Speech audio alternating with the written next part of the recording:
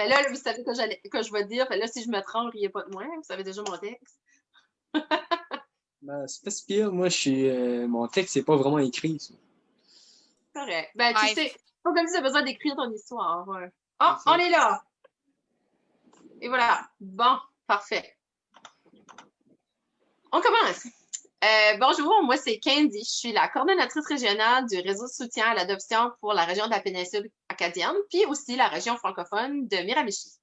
Je suis moi-même une maman adoptive d'un petit garçon que j'ai adopté à l'âge de 4 mois, qui a maintenant 3 ans et est plein d'énergie. Je travaille avec les réseaux de soutien depuis septembre 2018. Je suis aussi thérapeute respiratoire dans mon autre vie. Je voudrais prendre le temps de remercier, avant de commencer, Adopt for Life puis le Conseil d'adoption du Canada de nous inclure dans dans leur programmation pour le mois de l'adoption, le mois de novembre. C'est une série de 3, puis on est les premiers, on est comme chanceux. Ils ont choisi les francophones en premier, c'est comme cool. Puis aussi nos autres partenaires pan-canadiens qui, à leur façon, puis à leur petit coin du Canada, partagent un peu la même vision que nous autres, puis partagent notre live aussi à soir sur leurs réseaux sociaux, sur leur page Facebook principalement. Aujourd'hui, on a un panel de jeunes francophones du Nouveau-Brunswick pour nous parler de leur point de vue sur la permanence. La Fondation du Nouveau-Brunswick, juste avant qu'on va un petit peu plus loin, juste vous parler de qu'est-ce qu'on est. La Fondation du Nouveau-Brunswick pour l'adoption, on fait la promotion de l'adoption dans notre région. On est un organisme de bienfaisance à but non lucratif. On est subventionné par le Nouveau-Brunswick. C'est créé depuis mars 2002, puis la Fondation du Nouveau-Brunswick entretient la vision que chaque enfant ou confié à la garde de la province trouve une famille permanente. La mission de la Fondation du Nouveau-Brunswick de l'adoption, c'est de promouvoir, d'appuyer puis de défendre l'adoption de tous les enfants et de tous les jeunes confiés à la garde permanente du gouvernement du Nouveau-Brunswick, puis aussi d'établir des partenariats avec les organismes qui ont les mêmes objectifs, dans le fond, que nous autres. Le programme de la Fondation du Nouveau-Brunswick, un des programmes, dans le fond, c'est le réseau de soutien à l'adoption du Nouveau-Brunswick. Ce que ça veut dire, dans le fond, ce que ça consiste, c'est de soutenir les parents en attente d'adoption, puis ceux ayant déjà adopté.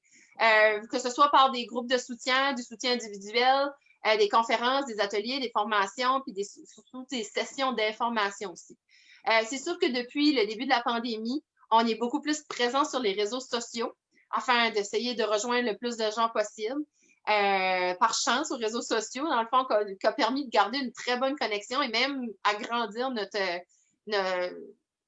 agrandir nos contacts, si on veut.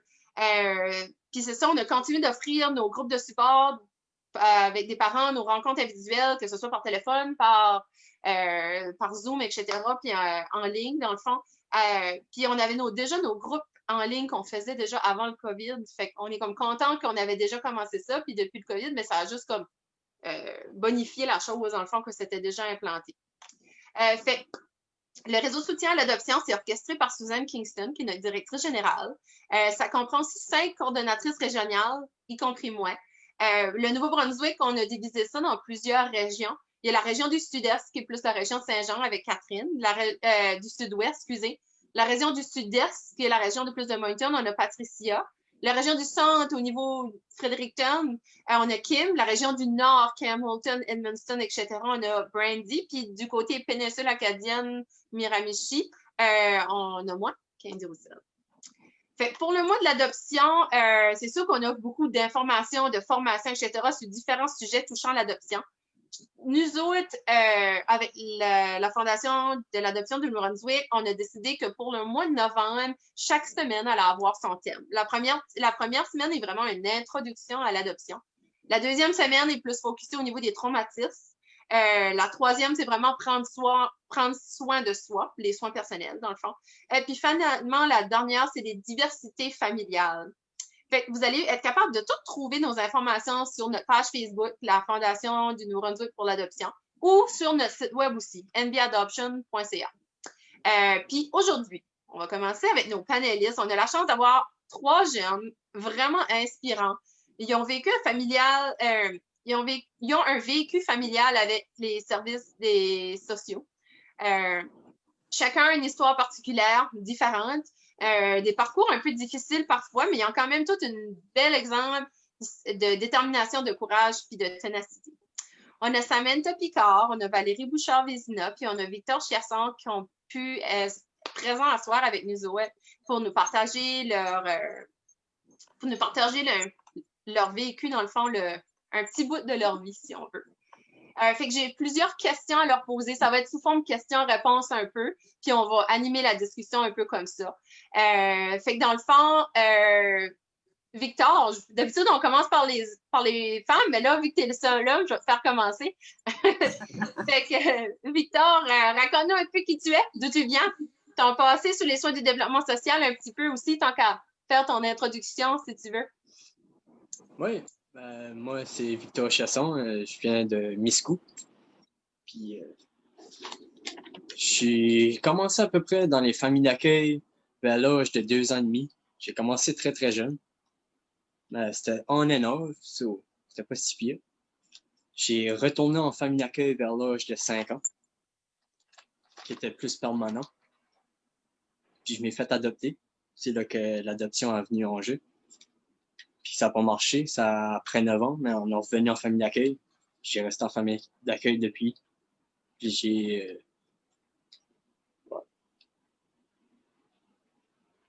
Puis là, je vis dans la péninsule acadienne depuis. Ouais, c'est pas mal ça. Parfait. Merci, Victor. Valérie, si tu veux continuer, je vais te poser la même question. Raconte-nous un peu qui tu es, d'où tu viens, et ton passé, surtout sur les soins du développement social et en famille d'adoption. Moi, c'est Valérie Bouchard-Vézina. J'ai 42 ans maintenant. Ça fait 30 ans. Ouais, mon Dieu, j'avais même pas pensé à ça. Bientôt, ça va faire 30 ans que je suis adoptée. J'ai une maman moi-même de 2 garçons, un de 19 et un autre de 12. Puis, présentement, je suis à Moncton. Originairement, je venais du Québec. Alors, à 10 ans, ma mère s'est enlevée la vie, ce qui a tout chamboulé. De là, j'ai été restée dans la famille un peu. J'ai essayé un peu des différents foyers pour essayer soit un foyer d'accueil ou peut-être adoption. Mais c'était pas facile parce que quelqu'un proche, justement, de l'adolescence, puis le background aussi, comme ma famille, il y avait un peu de tout, comme mélange explosif. Alors, ensuite, par hasard, ça a fini que mes parents québécois qui restaient à Moncton, on a fini par connecter avec eux autres, puis lorsqu'ils m'ont rencontré, ça a cliqué tout de suite. Puis de là, ensuite, je suis venue rester à Moncton, puis j'ai adopté l'Acadie ou l'Acadie m'a adopté aussi. Tu as pogné l'accent avec. Oui. Ça a même adopté l'accent, c'est cute. Samantha, on va continuer avec toi. Samantha, si tu veux t'introduire un petit peu, de vous raconter un petit peu qu'est-ce que tu es, d'où tu viens, puis c'est quoi un peu ton histoire avec les services de développement social puis ta famille? Enfin, moi, je m'appelle Samantha, j'ai 22 ans, puis je suis originaire de Edmundston. Selon les services sociaux, j'ai rentré en foyer d'accueil à l'âge de 7 ans, mais j'ai vraiment déménagé à l'âge de 4 ans. J'ai rentré en famille d'accueil parce que mes parents étaient séparés premièrement. Mon père était camionneur, il travaillait toujours, il ne pouvait pas s'occuper de moi. Puis on vivait avec ma mère. Puis ma mère s'est fait rentrer d'urgence à l'hôpital en psychiatrie, puis c'est à ce moment-là que les services sociaux ont décidé de nous placer en famille d'accueil. Parfait. Merci. Je vais fermer mes pages que j'ai trop ouvertes parce que là, je perds mes questions. Je vais continuer avec toi, Samantha, vu qu'on est déjà là.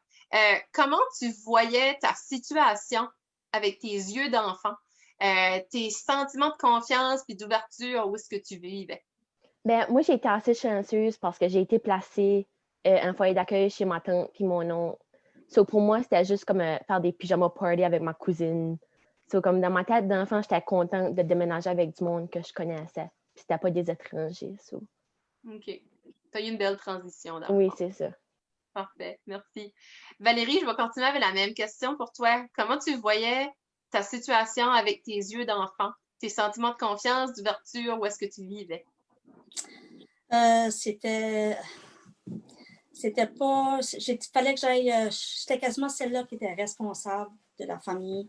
Mes deux parents étaient alcooliques. Ma mère, en plus, prenait toutes sortes de pilules, puis ça, fait que l'abus de drogue aussi. Puis, fait qu'on était beaucoup laissés à nous-mêmes, moi puis mon frère plus jeune aussi. Fait que je savais que c'était pas normal, qu'est-ce qui se passait. Je le voyais, je savais que c'était pas le même dans d'autres maisons. Puis j'avais tout le temps l'espoir, puis j'avais tout le temps comme un gut feeling peut-être qu'il y avait quelque chose de mieux ailleurs. Mais je savais pas quoi. C'est comme si je savais déjà qu'il allait arriver quelque chose, c'est drôle. Fait que les adultes, vraiment, moi, j'ai tout le temps été une fille positive. Fait que la plupart des adultes, j'avais quand même un bon rapport de confiance. Lorsque c'est arrivé que ma mère est partie, puis là, je reste chez un de mes oncles pour 1 an. Cet oncle-là, quand j'ai grandi, il était vraiment pas un homme le fun. Il voulait faire peur au monde, ben, il me faisait peur. En grandissant, j'avais peur de mon oncle. Puis, quand c'est arrivé, il nous a pris en charge. Mais là, il était super fin, tout était beau. Mais ensuite, ça a viré de nouveau, là. Puis là, je me suis fait faire de l'abus psychologique, surtout. Fait que j'avais confiance à tout le monde. Je leur donnais, disons, même maintenant, comme je donne une première chance à tout le monde. Mais si jamais qu'arrive comme quelque chose, là, ça peut changer. Puis à ce moment-là, je vais avoir moins confiance. Même mes parents, quand je les ai rencontrés, tout ça, j'avais un gut feeling que c'était les bons, que ça allait marcher. Puis très tôt, je les ai demandé d'être papa, maman, puis ils ont dit oui, oui. Tu sais, comme je me suis vraiment attachée vite, aussi parce que j'étais prête, je voulais des parents, je voulais une famille. Tu sais, quand en grandissant, vu que j'avais ce feeling-là, ben vraiment, dans le fond, c'est ça que c'était. Je savais que c'était wrong, ce qui se passait. Mais je savais qu'il y avait de quoi que je pourrais avoir qui ça serait beaucoup mieux pour moi. Tu savais que tu méritais mieux aussi, là, sûrement. Oui. Merci beaucoup, Valérie. Victor, on va commencer avec toi.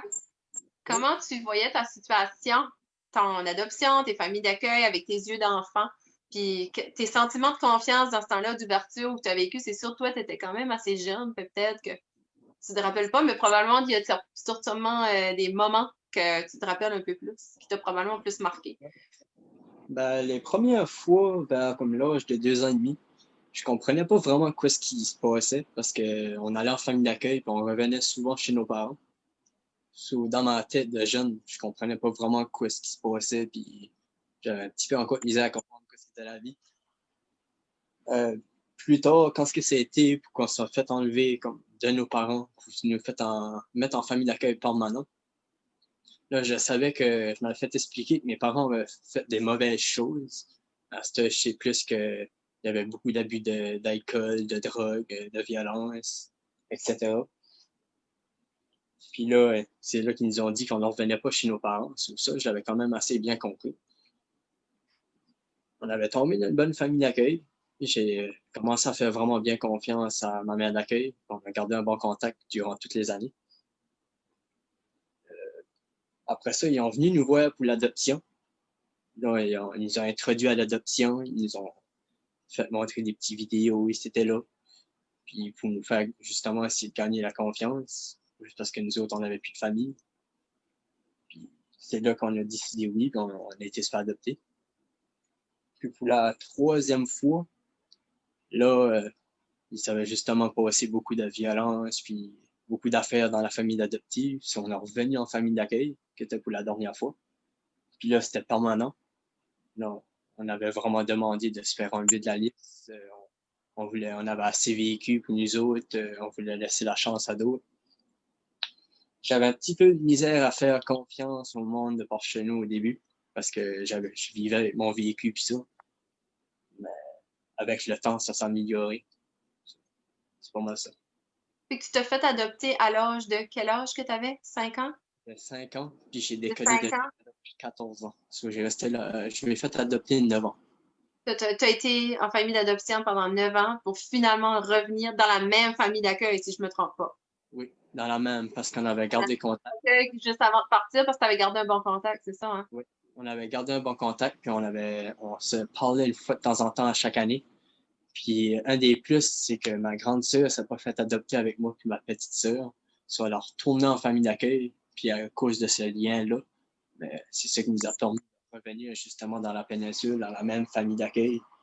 So, déjà là, la confiance était déjà créée. Ça a été un plus. C'était comme le pilier du nouveau monde, si bien dire, parce que je vais starter ma vie à zéro. Exactement. Ouais, de revoir un nouveau cercle d'amis. Tu as changé de place plusieurs fois. À cet âge-là, c'est dans l'âge qu'on se fait des amis, on les perd, on les reprend, on les perd. mais quand j'arrivais pour la 3e fois, j'arrivais en 9e année. Je connaissais personne. Je commençais une nouvelle école. Tout le monde commençait en eux. Ça a un petit peu mieux déroulé. Puis à cause que j'étais dans les cadets, mais j'avais voyagé et c'était là. Je connaissais un petit peu de monde dans l'école. Ça a fait comme un fresh start qui était comme pas si pire. OK. Au moins, tu avais déjà une couple de visages familiers à cause de ça, par chance. Oui. En même temps, ça donnait que ma grande sœur était justement à la polyvalente. Ça m'a un petit peu aidé pour les premières journées, pareil. Ah, t'avais un bouncer. Il y avait quelqu'un pour me diriger dans l'école parce que j'étais un petit peu perdu, j'avais pas eu de visite à rien. Ça a vraiment été garoché, c'est là que je commence en 9e année, puis let's go, c'est ici qu'on se tente. C'est là que ça y va. C'est là, c'est y va. Parfait. Merci, Victor. Je vais continuer avec toi, tant qu'à t'avoir là. Pourquoi penserais-tu que certains jeunes sous les soins des services sociaux, dans le fond en famille d'accueil, sont réticents à se faire adopter? Puis quelles sont les raisons des jeunes, selon toi, des jeunes de ton entourage pourraient avoir? Ben, c'est plus que c'est beaucoup gros, le mot adoption, surtout pour les jeunes. C'est un nouveau départ. Tu sais jamais quoi ce qui va arriver, quoi ce qui va être le futur. Tu vas-tu être bien? Il y a beaucoup de questions qui se posent dans la tête d'un jeune. L'environnement est pas pareil. Tu peux carrément changer d'environnement. Des fois, ça peut faire un malaise aux jeunes. Comme que tu as dit, j'ai beaucoup travaillé, moi, je me faisais tout le temps des nouveaux amis. C'est un challenge. De perdre tes repères à chaque fois, dans le fond, là. Tu as tout le temps la peur d'être malheureux pareil, parce que tu as déjà un vécu, tu as déjà tes traumatismes. C'est tout le temps une peur qui peut revenir. Tu peux avoir la peur de te faire intimider à l'école, parce que tu es différent. Puis t'es nouveau, en plus, parce que tu arrives d'une nouvelle place. Mm-hmm. Pour ça, c'est pas mal. Parfait. Merci beaucoup, Victor. Valérie, la même question. Pourquoi penses-tu que certains jeunes sous les soins des services sociaux sont réticents à se faire adopter?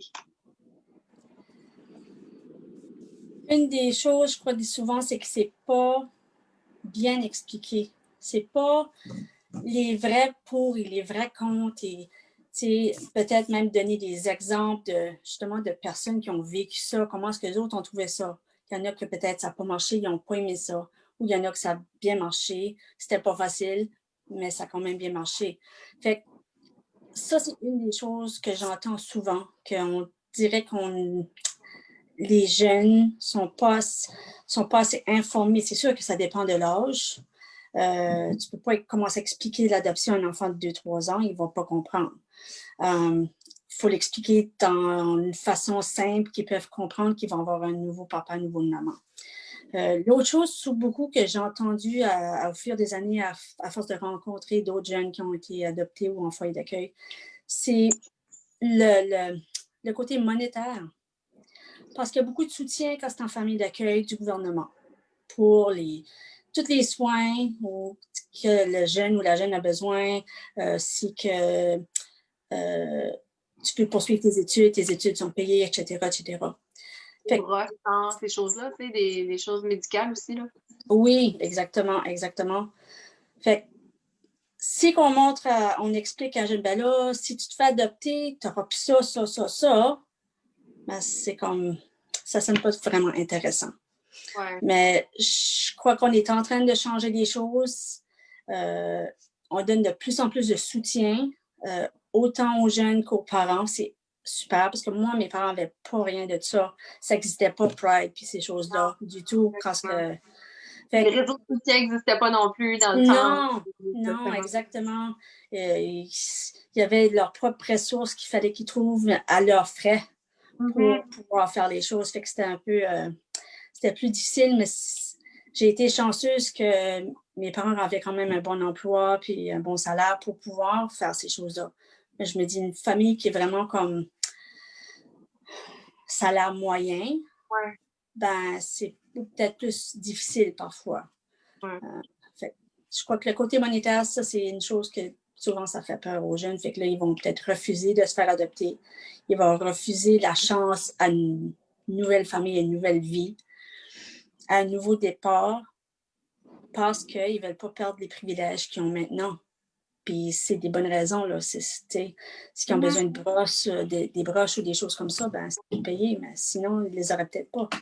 Exactement. Puis tout le reste est tellement incertain qu'au moins ça, c'est quelque chose qui ont permanent, qui est certain. Dans le fond, des fois, ils s'attachent à les petites choses qu'ils peuvent avoir. Là. Exactement. Ouais. Merci beaucoup, Valérie. Merci. On va continuer avec toi, Samantha. Oui, Victor et Valérie ont dit des bons points, là, puis comme c'est dur d'en rajouter, là. Je trouve aussi que parfois, le processus d'adoption peut être vraiment long pour certaines familles. Ça peut décourager les jeunes en disant comme « Ah, ben, je ne trouverai pas une famille, puis ça. » Parlant de moi, j'ai encore une bonne relation avec mes parents. Me faire adopter par ma famille d'accueil, c'était comme dire à mes parents « Vous n'êtes pas assez bons pour moi. » Puis c'est quelque chose que comme un enfant ne peut pas faire sentir à ses parents. Je trouve que, ouais. T'es quand même loyal. Tu vas toujours rester un peu loyal à tes parents biologiques pour ça, malgré que, C'est ça, comme, je dis pas que ça m'est jamais passé par la tête. Non. Mais, je sais pas, je voulais pas faire de peine à mes parents en me faisant adopter.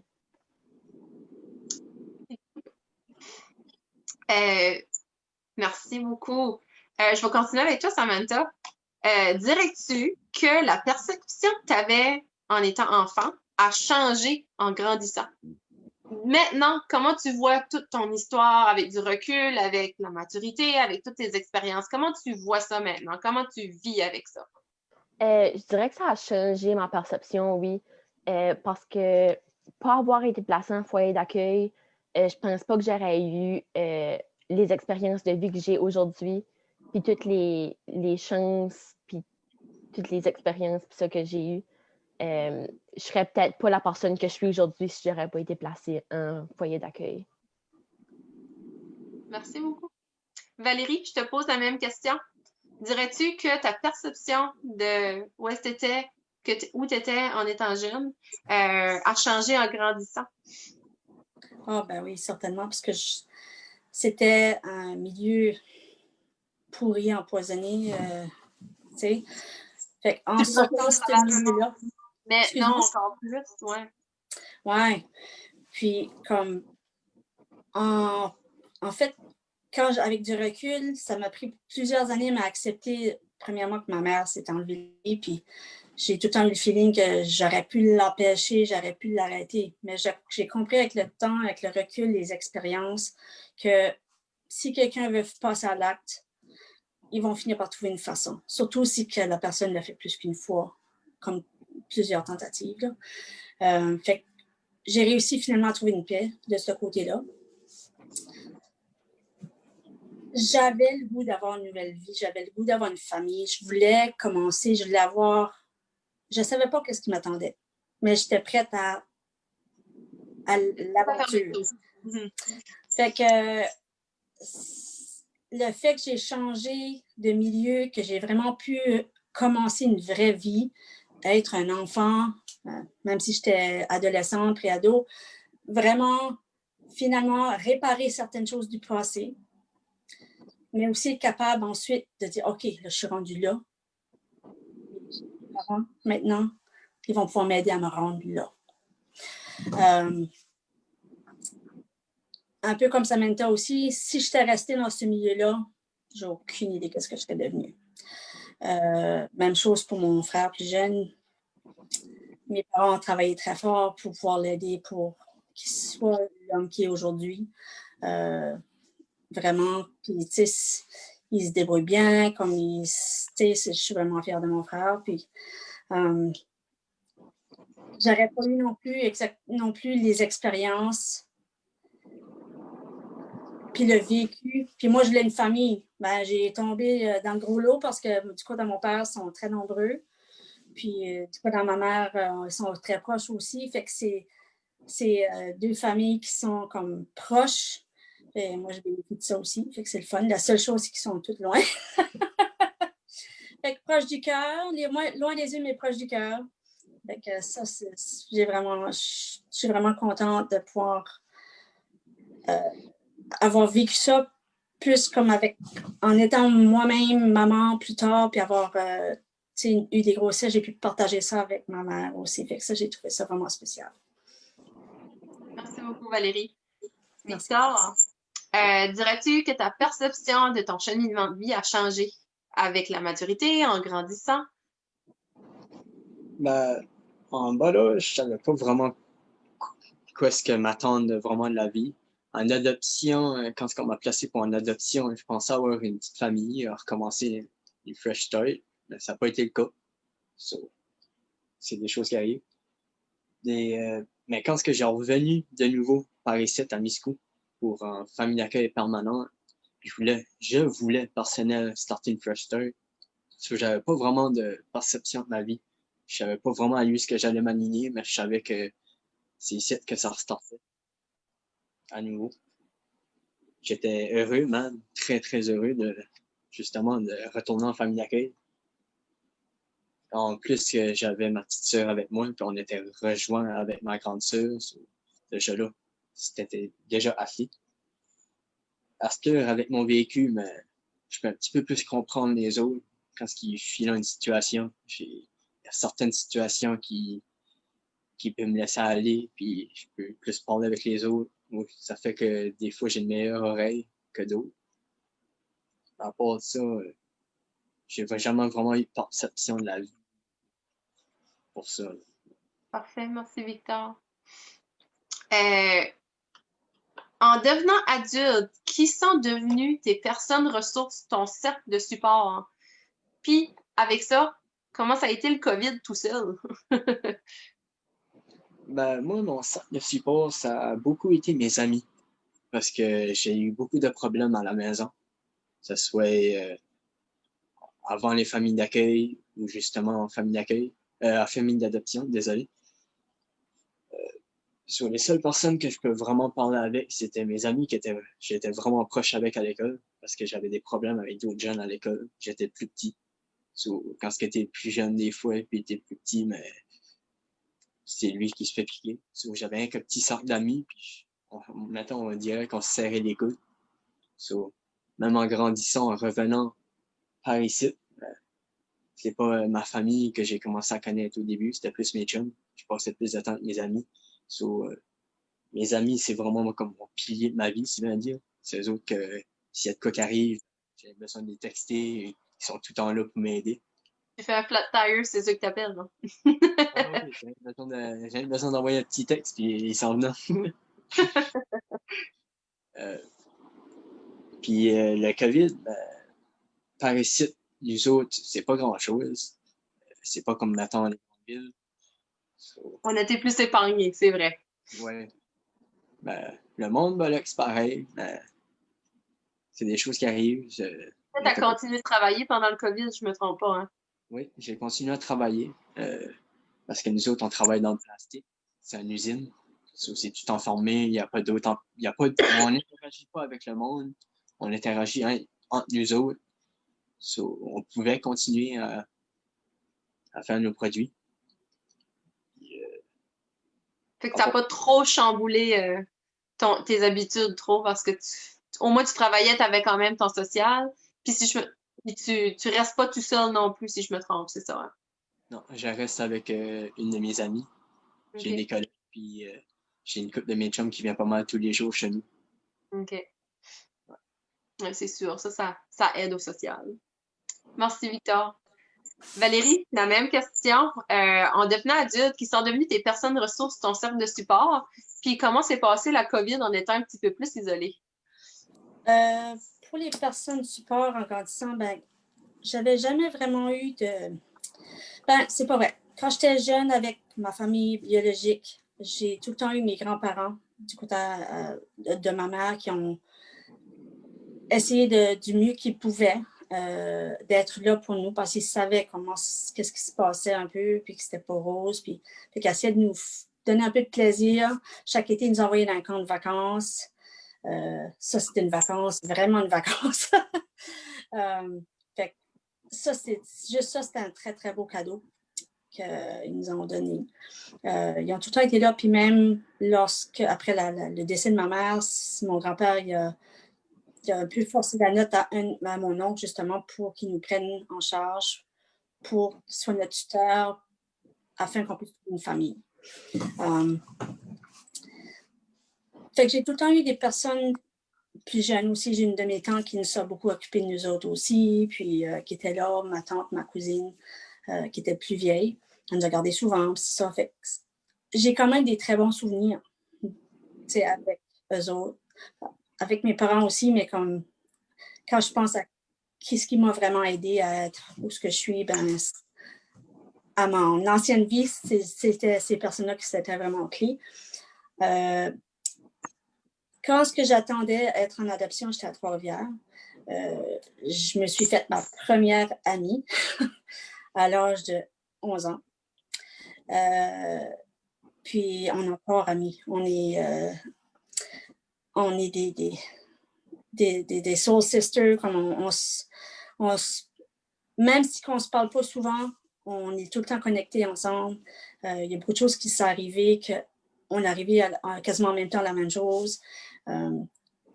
C'est le genre d'amis que même si on est à distance, je peux la coller n'importe quand, puis je pourrais arriver là comme un cheveu sur la soupe sans lui dire je m'en viens, puis vice-versa.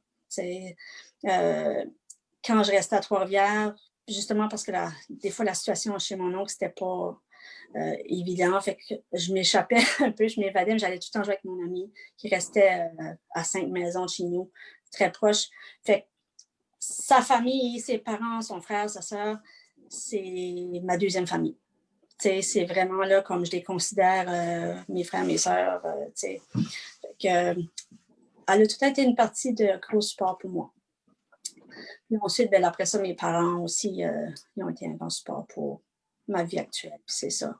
Puis, je me suis fait d'autres amis aussi, mais les personnes qui sont tout le temps là, c'est ceux-là qui comptent. Le COVID, en étant plus isolé, comment ça a été? Moi, j'ai continué à travailler pareil pendant le COVID, mais c'était plate, comme on dit. C'était décourageant. Je trouvais que c'était déprimant parce que c'était comme... je m'en allais travailler, j'essayais de me mettre de bonne humeur, j'essayais quand même de me motiver, mais il n'y avait pas un chat sur le chemin, il n'y avait pas un chat tout était fermé, c'était comme... T'essayes de ne pas y penser, mais c'est dans ta face, tu sais. Puis là, tu as l'incertitude, puis qu'est-ce qui va se passer, puis là, ensuite... il y a des choses qui arrivaient dans ma famille, puis j'aurais aimé, si j'avais eu la chance, j'aurais été les voir, mais ils sont tous au Québec, puis je ne pouvais pas y aller. Encore, même pour les fêtes, je sais que je ne pouvais pas y aller. Puis pour moi, comme j'ai dit plusieurs fois, déjà, ma famille, c'est tellement important. Le seul cadeau que je veux aux fêtes, c'est de pouvoir aller voir ma famille. Fait que là, c'est comme différent. On essaye justement, avec l'Internet puis le virtuel, de faire ça. Puis, mais c'est pas pareil. Fait que ça, j'ai trouvé ça... c'est plus ce côté-là, puis vraiment essayer d'accepter. Puis quand nous autres, on a beaucoup de vécu, c'est plus difficile, je pense, que les jeunes, parce que les jeunes n'ont pas beaucoup d'expérience de vie encore. Mais nous autres, on a eu toute cette expérience de vie-là, puis là, on se dit, wow, le monde qu'on connaissait là, depuis 30, 40, 20, whatever, n'existera plus jamais. Là. Ça ne sera plus jamais, jamais, jamais pareil.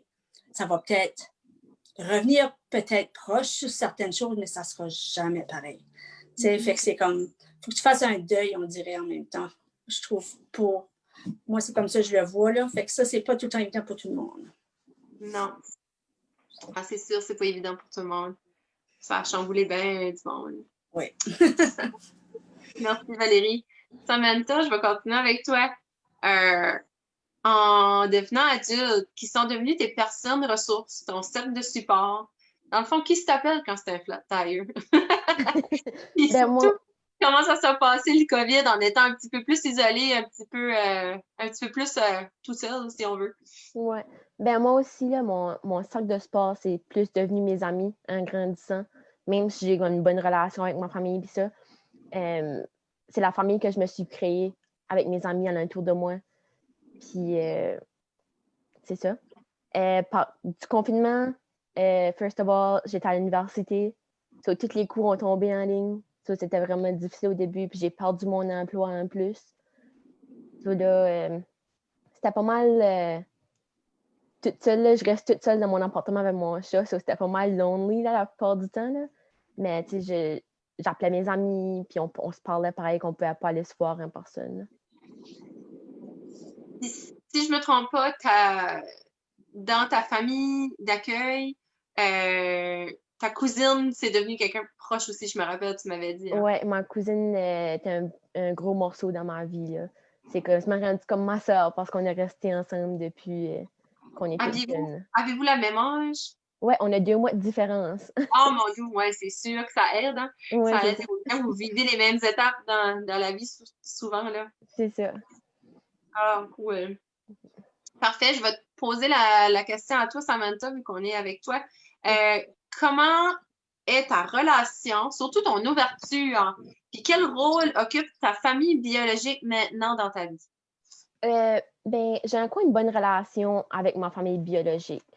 Comme que je disais, ils ont tout le temps resté dans ma vie, puis comme je parle à mes parents au moins comme une fois par semaine. Là. Ils ont tout le temps été là pour me supporter. C'est vraiment intéressant qu'ils ont resté dans ma vie. Puis c'est ça.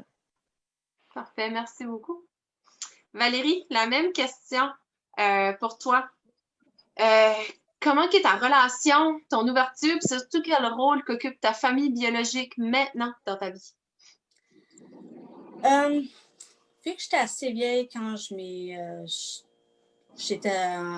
laissé ma famille biologique, je savais déjà qui je voulais garder contact avec. La liste était très courte. J'avais pas d'intérêt, je me sentais que j'avais été abandonnée littéralement par mon père. Fait que je voulais rien savoir de lui, je voulais rien savoir de côté-là de la famille.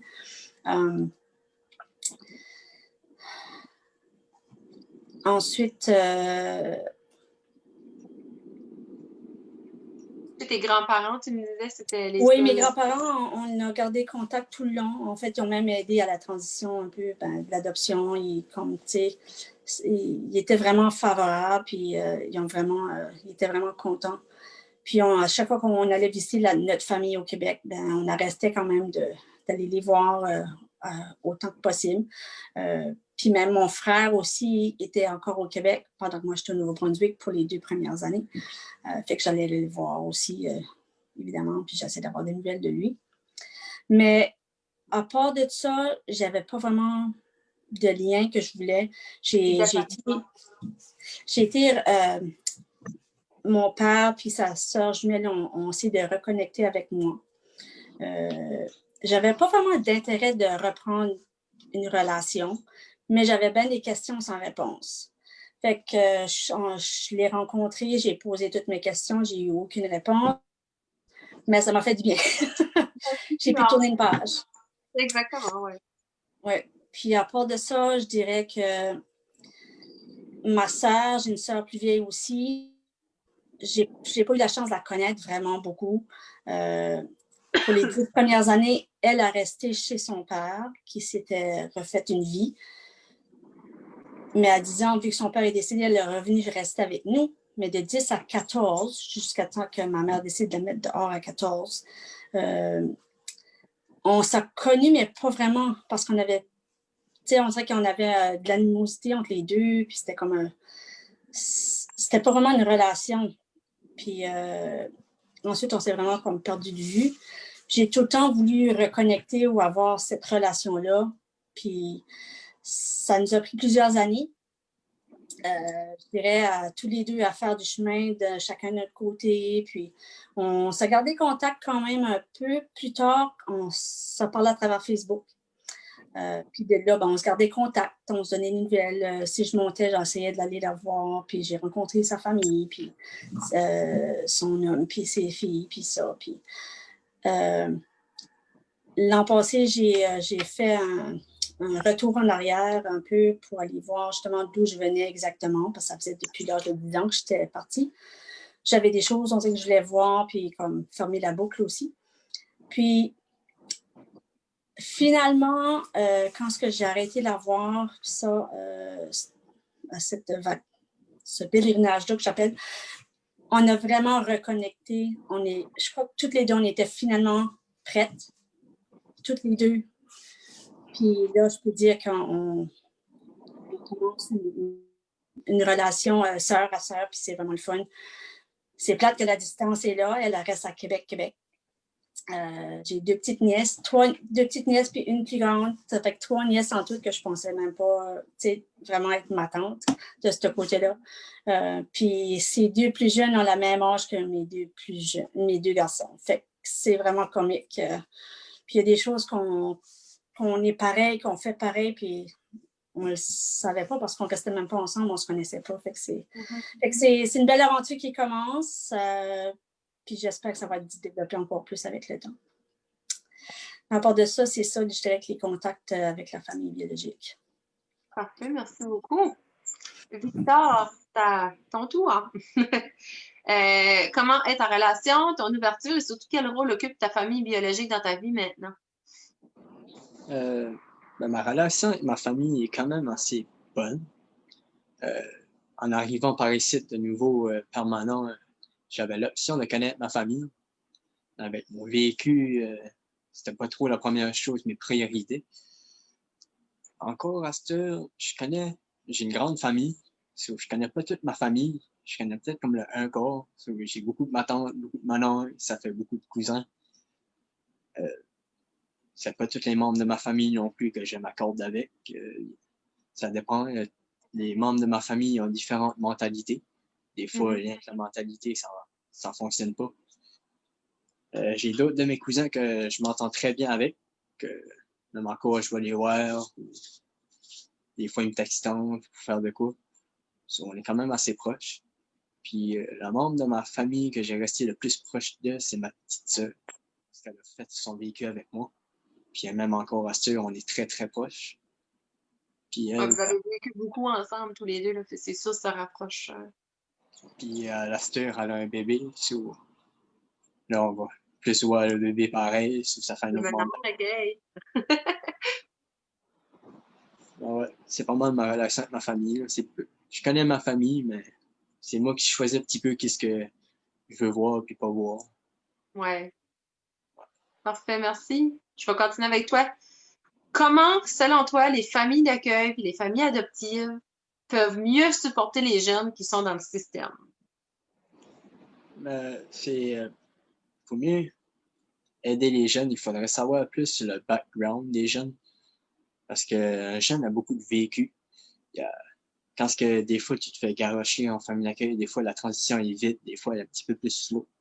Et quand c'est vite, des fois les parents d'accueil ou parents d'adoptifs ne savent pas quel bobo que le jeune a. Puis c'est un petit peu plus à régler. Ça peut faire monter la pression, etc. là.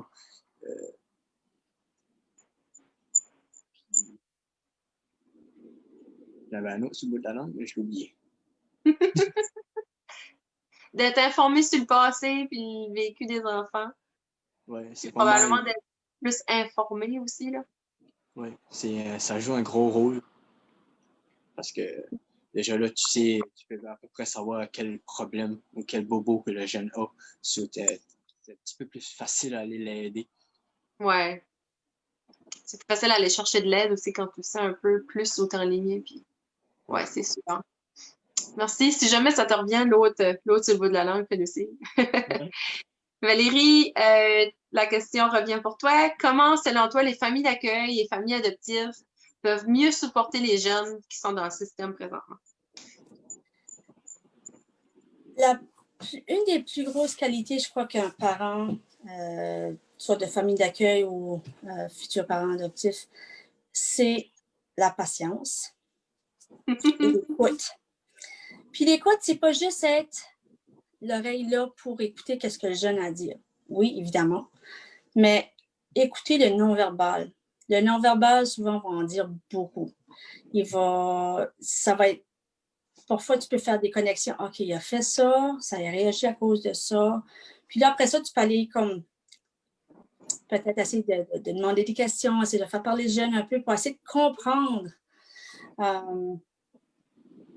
Parce que si on finit par comprendre justement la confiance, il va se faire mieux.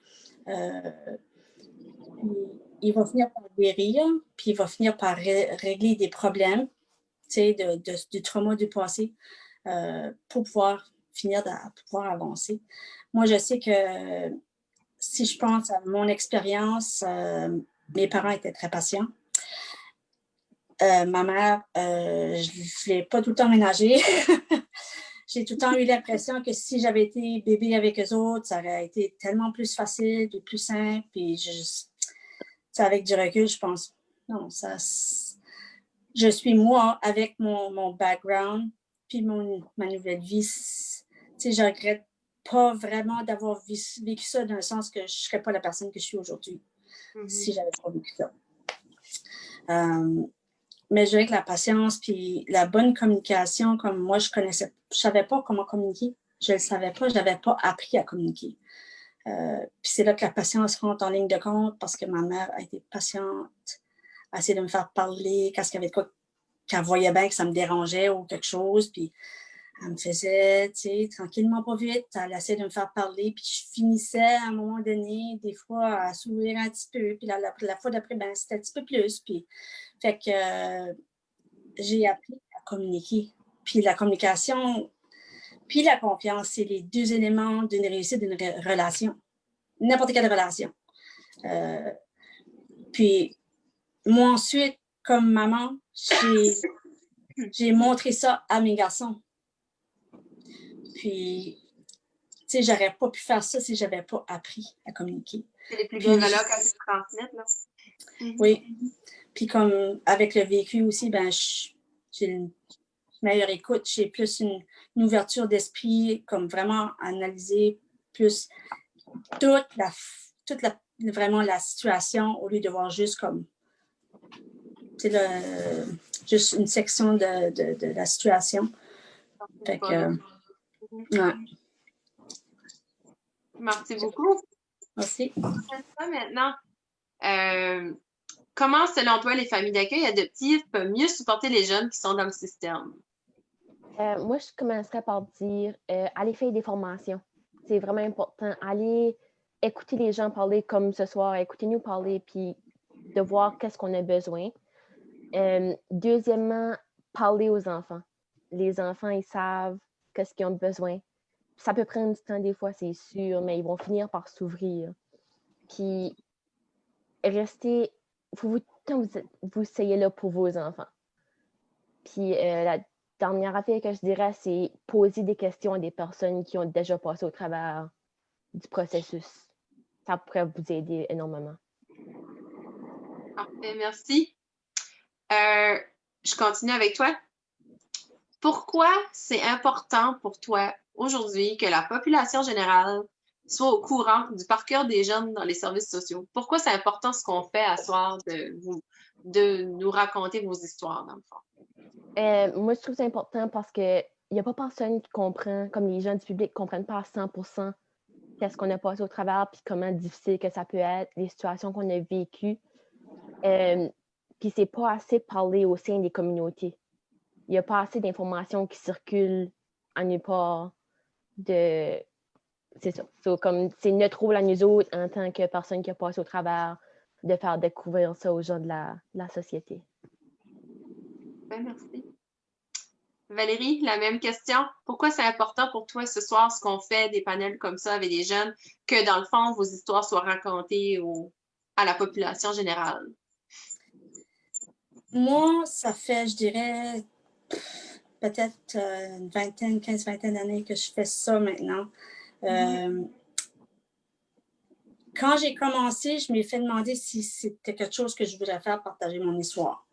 Parce que des jeunes, justement, adoptés plus vieux, surtout à l'âge que j'avais, c'est rare. Malheureusement, c'est rare. Puis pourtant, c'est le groupe d'âge qui a plus besoin de famille. Exactement. C'est comme on est comme les bêtes noires du système, si tu veux, là. Puis il y a tellement de préjugés. Les sont plus craintifs puis ont plus de préjugés, c'est vrai, ouais. Préjugés, tu sais, même si tu as été adopté plus jeune, si tu dis que tu es adopté, tu peux avoir des préjugés ou même les parents qui ont adopté. Des fois, il va y avoir d'autres personnes qui disent Oh my God, t'as adopté, tu sais, comme wow, tu as dû avoir de la misère, tu sais. Ça n'a pas rapport. Fait que, moi, quand j'ai commencé à faire ça, je me suis dit bon, j'ai été extrêmement chanceuse de pouvoir avoir eu la chance d'être connectée avec mes parents, puis pouvoir commencer une vie, puis d'être adoptée, puis etc. Il était au Québec, puis non, il était ici, je veux dire, puis moi, j'étais au Québec. Là. Les chances que même qu'il y ait un lien qui se fait, c'est quand tu penses, c'est vraiment minime, là.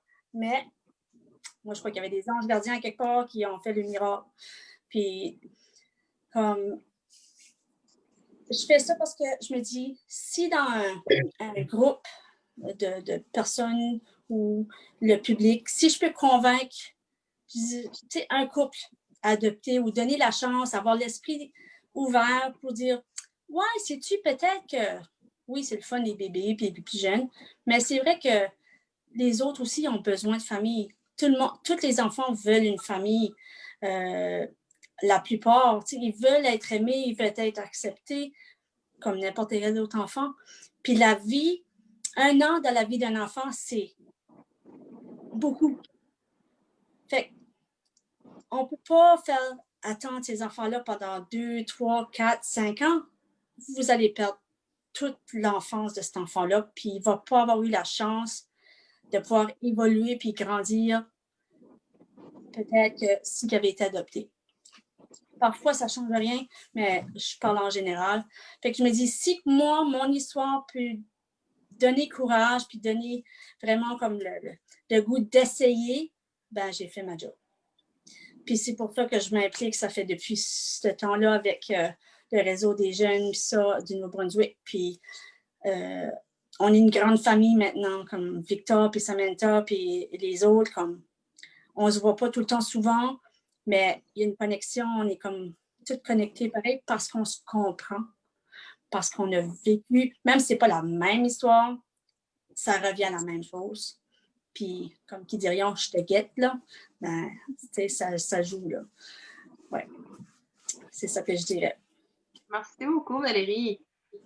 Pour toi, Victor, comment, selon toi, les familles d'accueil et adoptifs peuvent mieux supporter les jeunes qui sont dans le système présentement?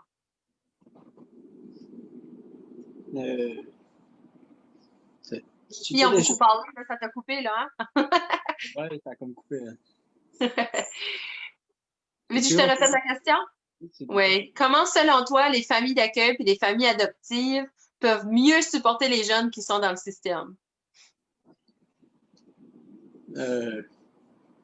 Ça, c'était un rapport avec le background. Je pense que tu m'avais déjà demandé cette question-là, je ne suis pas sûr. Tu fais-tu? Ah! C'est Samantha que je ne l'ai pas passé. C'est Oui, Samantha, on est rendu à la population générale là, au courant On est-tu rendu là? des jeunes, ouais. Ah, là, tu me mélangeais, là. Je sorte de bout, là. Ah, mon Dieu, t'es plus allumé que moi. Good! Merci! Bon, oui. Pourquoi c'est important pour toi que la population générale soit au courant des parcours des jeunes sous les soins des services sociaux?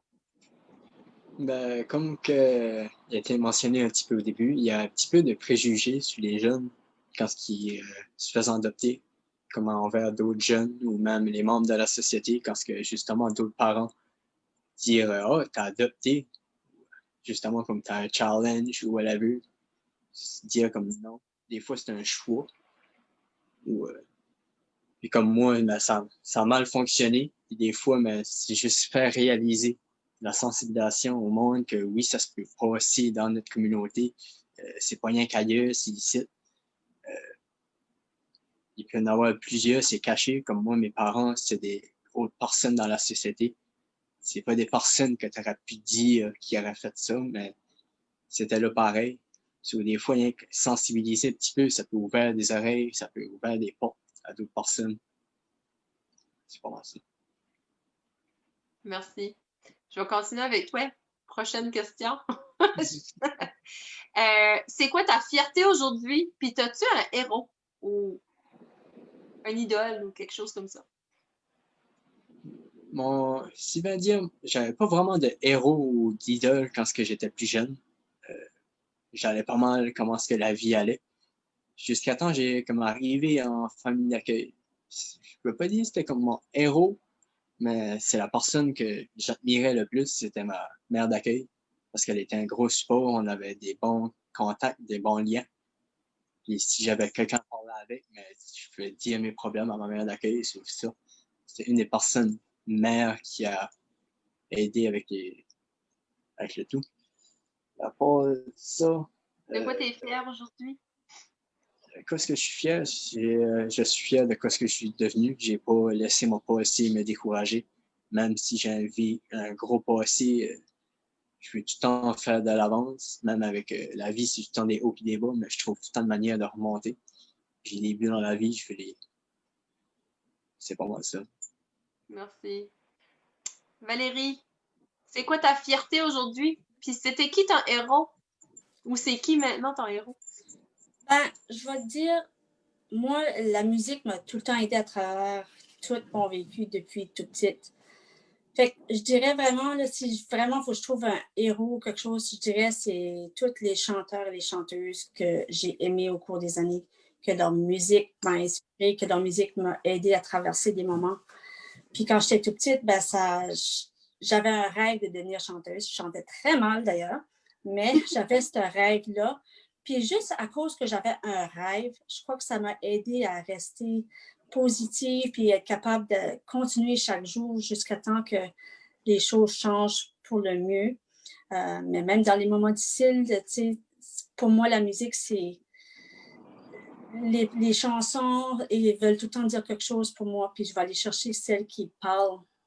Puis même pendant le COVID, ben c'est ça, j'ai chanté toute seule au travail, il n'y avait personne, mais j'ai amélioré ma voix.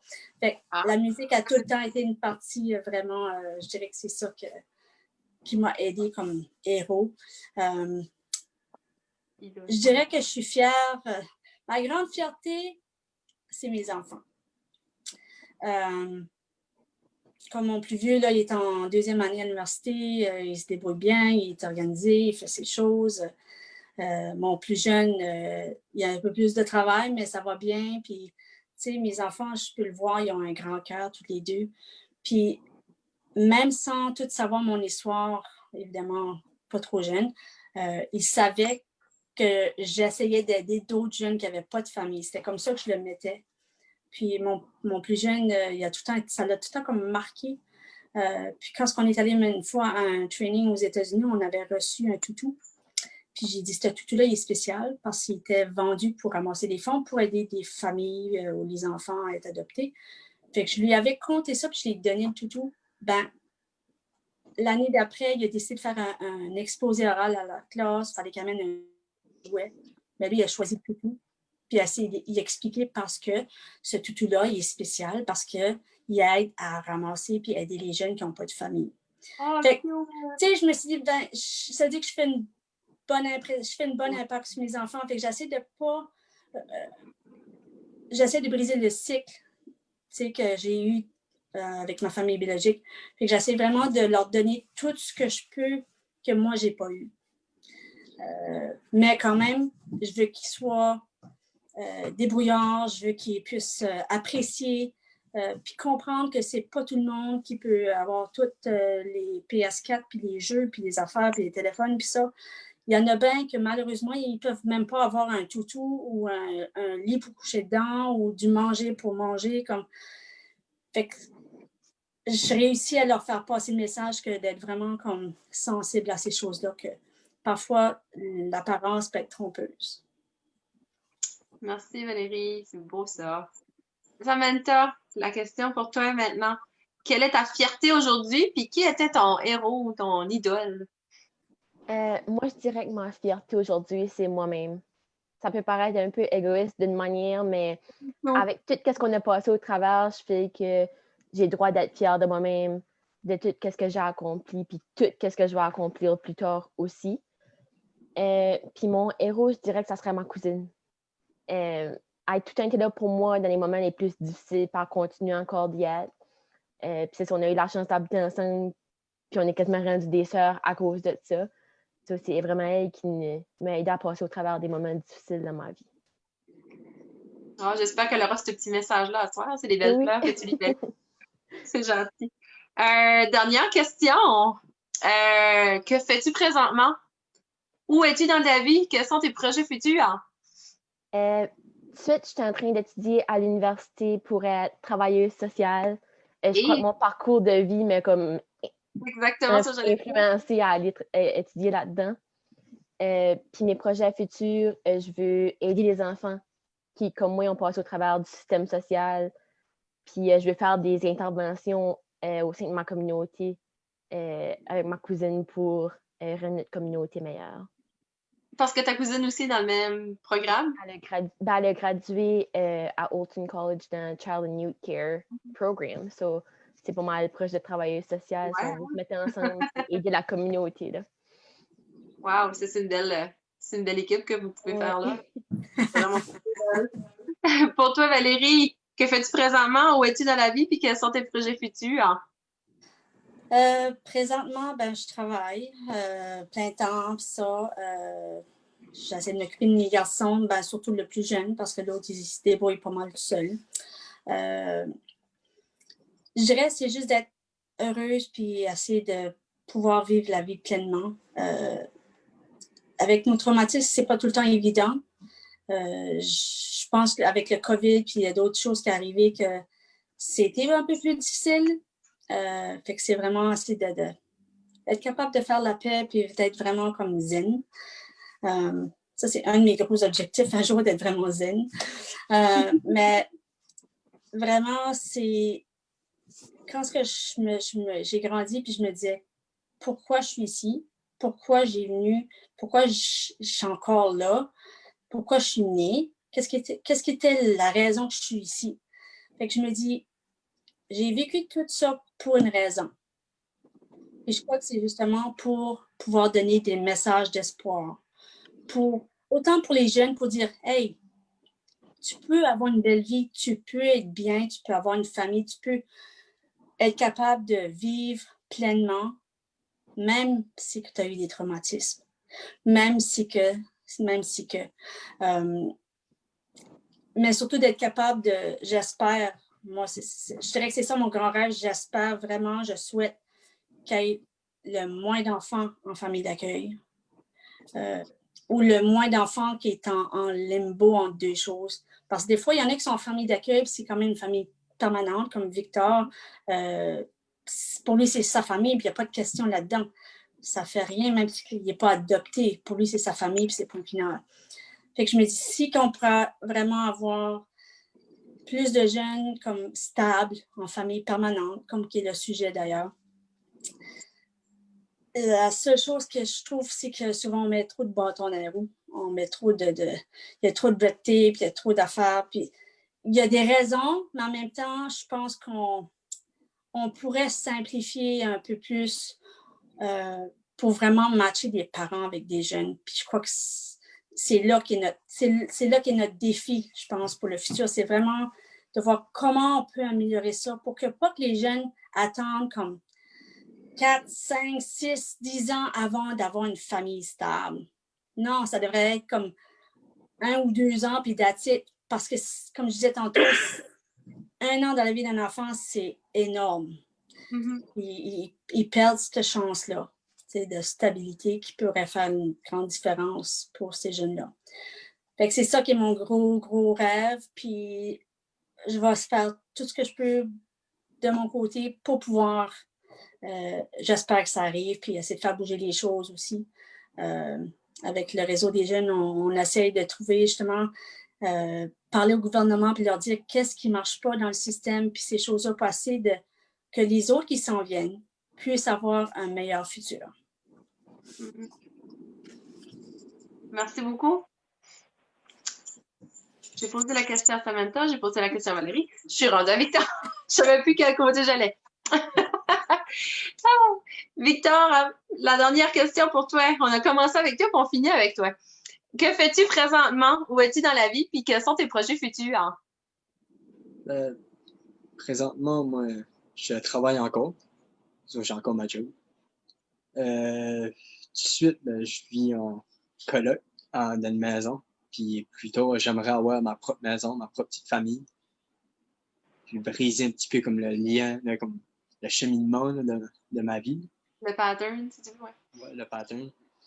Puis justement, j'aimerais continuer à aider les autres jeunes à avoir un meilleur vécu quand la transition en famille d'accueil ou en famille d'adoption. Je trouve que c'est déjà gros. Les jeunes qui arrivent, ils ont déjà un gros vécu. Puis déjà, rien que simplifier ça, ça peut aider pas mal un jeune à faire la transition un petit peu meilleure ou whatever. Merci beaucoup. Merci beaucoup tous les trois. Vous avez des histoires vraiment inspirantes, vraiment. C'est tellement beau de vous entendre. Je sais que moi, je vous l'ai entendu déjà. On s'en a déjà parlé. Moi, je l'avais déjà entendu. Mais pour ceux qui l'entendent pour une première fois, je suis sûre qu'ils sont vraiment comblés. Je sais qu'on a déjà beaucoup de commentaires sur Facebook. On a beaucoup de petits cœurs, beaucoup d'amour sur Facebook. C'est super le fun. Merci au monde d'être là. Merci beaucoup d'avoir participé. Merci d'avoir d'avoir été là avec nous pendant notre live. C'est sûr que c'est enregistré. Fait que pour ceux qui ne pouvaient pas le voir en direct, vont être capables de le revisionner plus tard. Et c'est ça, la Fondation du Nouveau-Brunswick pour l'adoption, pour le mois de l'adoption. Dans le fond, le mois de novembre, c'est le mois de la sensibilisation à l'adoption. Toutes nos informations sont sur notre page Facebook parce qu'on a une belle programmation pour le mois de l'adoption. Puis aussi sur notre site web, nbadoption.ca. Fait, vous pouvez aller voir là-dessus. Je sais que demain, c'est Patricia, je pense, si je ne me trompe pas, qui est là pour répondre à vos questions. Toutes les questions que vous pouvez avoir sur l'adoption, sur le processus, sur les ressources, etc. Ils vont être là demain live pour répondre à vos questions via Facebook. Si vous avez des questions, gênez-vous pas d'être là. S'ils ne savent pas les réponses, ils vont aller les chercher. Ça, c'est certain. Mais Samantha, Valérie, Victor, merci énormément. Merci pour vos histoires. C'est inspirant, c'est beau. C'est vraiment touchant aussi. Vous êtes une belle preuve de réussite, une belle preuve de résilience, vraiment. Vous avez été fort.